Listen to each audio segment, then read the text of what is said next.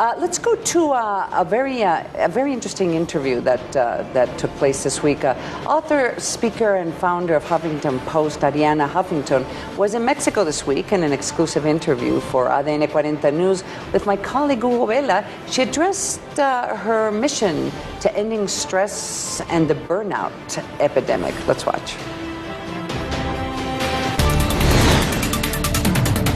Tell us about how you revolutionized the news business with the Huffington Post, and how did you manage to realize there was a gap in the market in the internet, and you were able to transform the Huffington Post into a successful business?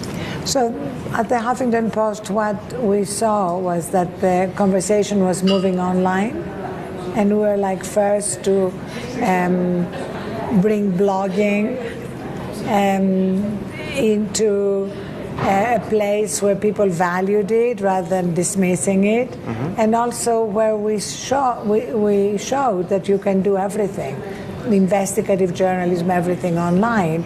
And now with Thrive Global, we are trying to disrupt the culture of companies that is actually counterproductive for the business metrics that the employers care about.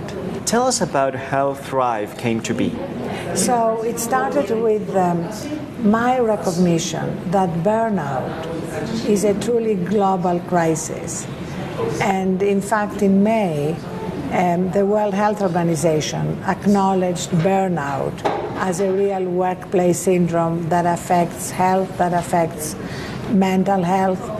And for me, this became such a sense of mission that in 2016 I left the Huffington Post that I had founded in 2005 and launched Thrive Global, my new company, which is a global company. We're working with a lot of companies in Mexico, or multinational companies that have branches in Mexico, to demonstrate that you can actually improve the well-being of employees and at the same time improve the bottom line, that the two things are connected.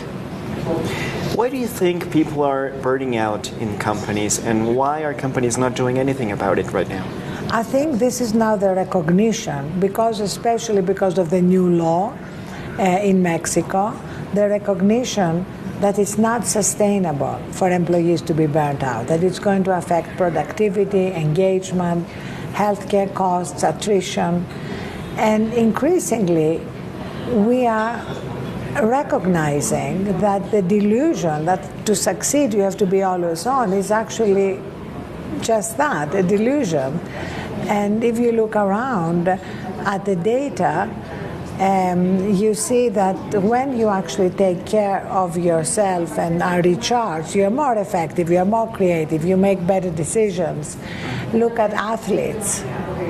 They know that recovery is part of performance, and that you can't really play a great game if you're exhausted.